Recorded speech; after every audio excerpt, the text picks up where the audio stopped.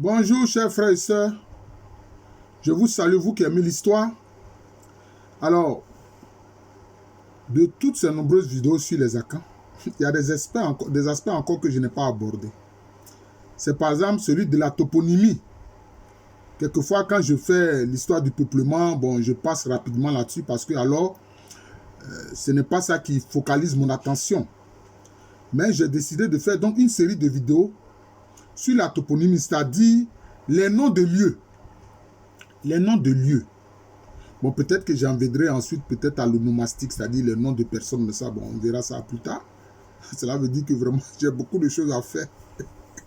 Alors que j'en suis à plus de 660 vidéos. Mais je me rends compte que le travail est tellement énorme.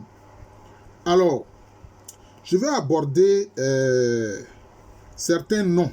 Bon, j'espère que, bon, parce que les localités sont tellement nombreuses, vous imaginez?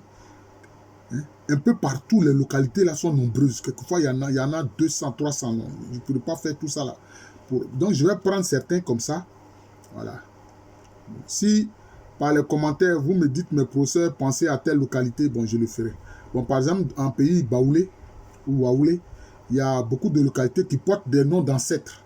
Voilà, portent le nom d'ancêtres. Comme par exemple, Bodo-Kro, c'est-à-dire le village de l'ancêtre Bodo, qui s'appelait Bodo-Allé, c'était son nom, Bodo-Allé. Il peut arriver que même au niveau de l'onomastique, c'est-à-dire des noms de personnes, il y ait des sens particuliers. Cela peut arriver. Cela peut arriver. Alors, par exemple, je prends comme point de départ, par exemple, Niamonou. C'est à Niamonou que la reine Ablapoko a vécu. Niamonou. Niamonou, ça veut dire Nia, regardez, mot, maman, nous. Ça dit veiller sur la maman. Hein? Si on prend ça littéralement, ça dit regarder à l'intérieur de la maman. Donc, veiller sur la maman. Nia, regardez, mot, maman, nous. Niamonou. Vous voyez. C'est là que la reine Ablapoko a vécu. Mais comme je l'ai expliqué, hein, quand elle est décédée, il y a eu une petite guerre civile entre la reine Akwaboni et puis le chef Akpendre Malan. Donc, Niamonou a été détruit. C'est un village qui n'existe plus. Voilà. C'est devenu ce qu'on appelle un crofouin, c'est-à-dire un village qui n'existe plus. Donc, Niamonou, c'est ça. C'est ça le sens de Niamonou. Cette localité qui n'existe plus. Maintenant, Walebo, ça veut dire quoi?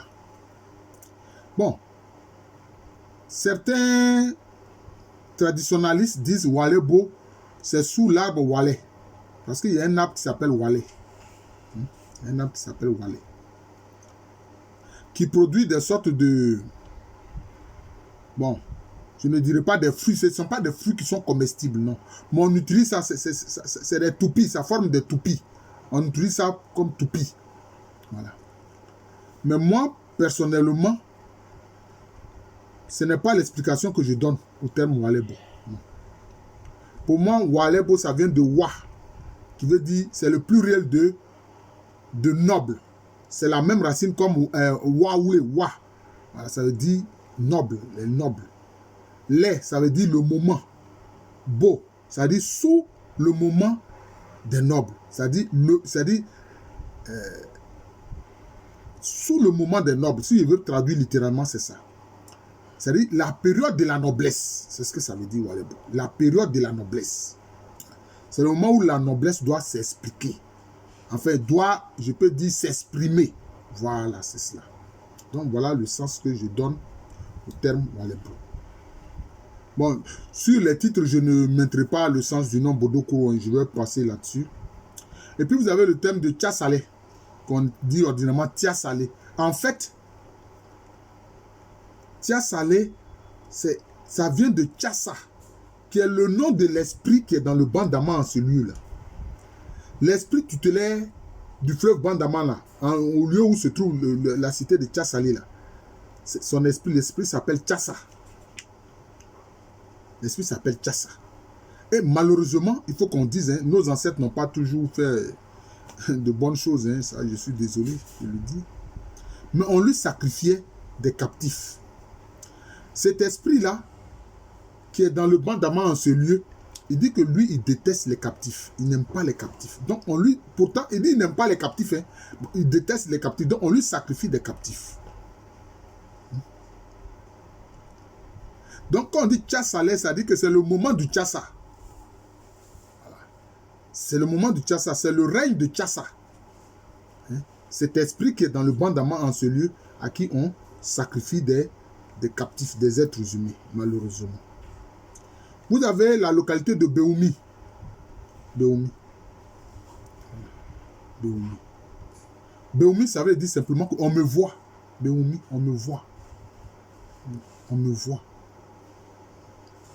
Hein? C'est l'ancêtre Abra Akpo qui allait s'installer là-bas. Lui-même, il était un propre frère de la reine Abra Boni, Abra Poko. Voilà. Abra Akpo. Béoumi, on me voit. On me voit. Voilà. La localité de Sakassou. Sakassou, ça veut dire quoi? Ça veut dire simplement le lieu de la sépulture. Saka ou Seka, c'est-à-dire la sépulture, la tombe, et puis sous, c'est-à-dire sur le lieu de la sépulture. C'est simplement le lieu de la sépulture. Parce que c'est là que la reine Akwa Boni a été inhumée. C'est elle qui a succédé à Abra Poko. Et c'est son fils, le lieu où elle a été inhumée là, qui a été appelé Sakassou. C'est là que son fils Kwaku Dje est venu s'établir. Il s'est établi en ce lieu-là, où est la tombe de sa mère Akwa Boni. Donc Kwaku Dje, c'est Kwaku Dje qui a créé Sakassou. Ce n'est pas Akwa Boni, c'est Kwaku Dje, le fils d'Akwa Boni. C'est lui qui a créé cette localité parce que ce lieu était le lieu de la sépulture de sa maman, de sa mère. Voilà. Bon, la localité de Tiebissou. Bon, Tiebissou. Ça vient, disons, bon, souvent les gens disent montagne, mais ce n'est pas une montagne à proprement parler, c'est une sorte de rocher quand même assez, qui est d'une certaine taille. Vous voyez, des sortes de promontoires bon, assez élevés, moyennement élevés. Hein? Et ça, c'est Tchewi. C'est Tchewi. Le nom de cette montagne entre guillemets ou ce promontoire, c'est Tchewi. C'est Tchewissou. Puis maintenant, bon, ça a été mal transcrit, on dit Tiebissou. Voilà. C'est pour ça qu'en fait, il faut faire une étude pour reprendre les noms de toutes les localités en Côte d'Ivoire pour transcrire le nom tel que c'est dit par les concernés, par les autochtones, par les populations. Parce que la transcription française telle que ça existe là, ça dénature totalement le nom. Ça dénature totalement le nom. Tiebissou, c'est Tiewissou. Voilà, c'est ça le problème. On dit Sakassou, Sakassou, c'est sûr, ça veut dire sûr. Bon, donc c'est comme ça. Bon, j'espère que, bon, je n'ai pas envie de trop parler pour ne pas que la vidéo soit longue, hein, parce que c'est ça aussi. Vous avez la localité, par exemple, de Akawa. Akawa, qui est dans la zone de Boaké. D'ailleurs, ce sont ceux-là qui sont chargés de veiller sur la sépulture de la reine Abla Poko. Mais en fait, la reine Abla Poko a été enterrée dans le lit du ruisseau Ndraba. Donc, Akawa, ça dit que nous sommes restés ici. Nous sommes restés ici. Hein? Akawa, Yakawa, nous sommes restés ici pour veiller sur la sépulture de la reine Abla Poko. Voilà, je vous remercie. Voilà, je vous remercie. Il y a tellement de localités. Donc, on va faire ces choses-là progressivement. Que ce soit en pays baoulé, en pays Agni Sanvi, en pays Agni Denia, etc., etc. On va faire ça progressivement. Voilà. Il y a tellement de choses à dire sur la question. Je vous remercie. Je suis le professeur Alou Kwame Rémy, professeur titulaire d'histoire à l'université Félix Faure-Douban, une université qui est à Abidjan, dans le quartier de Cocody. C'est en Côte d'Ivoire, un pays situé en Afrique de l'Ouest. Je suis enseignant d'histoire et je suis professeur d'histoire. Merci et bonne journée.